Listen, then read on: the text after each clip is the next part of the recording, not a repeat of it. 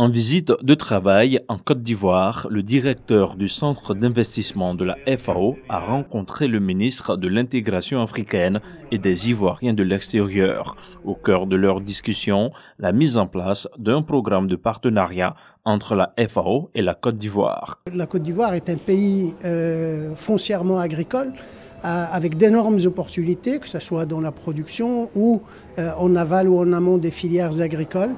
Et ces opportunités sont des opportunités d'investissement physique, mais aussi d'investissement qui permettent beaucoup plus d'emplois pour les jeunes et pour les femmes et pour bien sûr l'ensemble de la société, avec l'idée de créer de la richesse qui puisse bénéficier à tout le monde de manière inclusive. Pour le développement de son agriculture, la Côte d'Ivoire aura besoin de main-d'œuvre. La mise en place de ce programme permettra à terme de dissuader des milliers de candidats à l'immigration clandestine. Surtout en ce qui concerne l'emploi agricole et rural et des opportunités qui s'offrent pour les jeunes, mais aussi pour les jeunes qui ont envie de migrer ou pour ceux qui reviennent de migration. Ce programme fait suite à la signature de l'accord de partenariat stratégique signé entre la FAO et la BAD en août 2018 à Rome. Le ministre Ali Koulibaly avait alors lui-même effectué le déplacement en Italie pour s'assurer du bon déroulement du processus.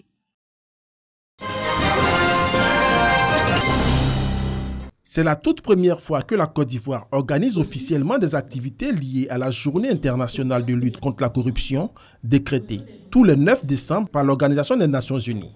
Unique contre la corruption pour le développement, la paix et la sécurité, tel est le thème retenu pour l'édition 2018 de cette journée.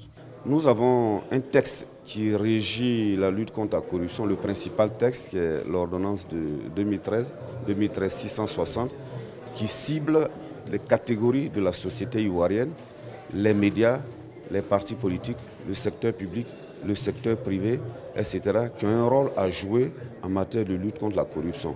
À travers la tenue de ces 3 panels, la Haute Autorité pour la bonne gouvernance veut montrer aux yeux du monde l'engagement et la détermination des autorités ivoiriennes à combattre et éliminer ce fléau. Lorsque la corruption mine les fondements de l'économie et va jusqu'à mener même la cohésion sociale, les médias qui ont un rôle déterminant là-dedans de courroie de transmission entre les décideurs et les populations doivent être sensibilisés et doivent être mobilisés pour prendre toute leur place dans cette lutte-là. Ce qui nous revient de manière régulière, c'est que nous avons une administration lourde, corrompue, inefficace. Et donc le rôle de ce ministère, l'un des points essentiels de ce ministère, c'est redonner l'image de notre administration, réconcilier notre administration avec les usagers pour que cette administration soit moderne à l'instar des administrations modernes du monde. En dépit des efforts consentis par le gouvernement pour endiguer ce phénomène, le mal persiste.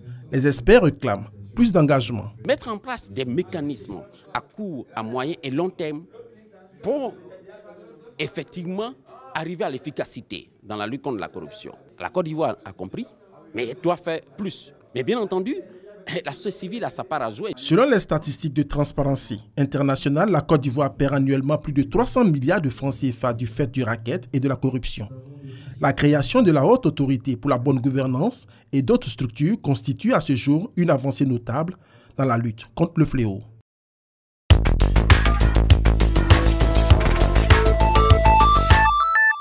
La Chambre de première instance de la Cour pénale internationale CPI statue ce jeudi sur la mise en liberté provisoire de Laurent Gbagbo et Charles Blé Goudé, une audience à huis clos qui suscite beaucoup d'espoir chez les partisans de ces derniers.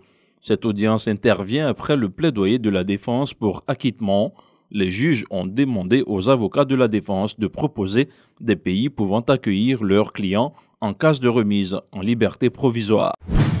Aux États-Unis, le Conseil de sécurité de l'ONU doit voter ce jeudi le renouvellement du mandat pour 1 an de la mission multidimensionnelle intégrée des Nations Unies pour la stabilisation en République centrafricaine, la MINUSCA.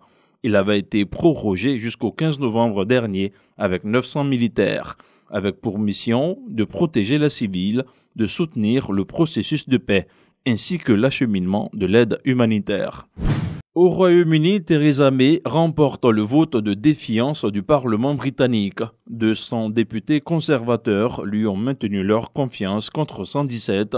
Ce renouvellement de confiance lui permettra de poursuivre la mise en œuvre du Brexit pour le peuple britannique afin de réunifier le pays. Theresa May est attendue au sommet européen de Bruxelles où elle tentera d'arracher des assurances juridiques et politiques aux 27.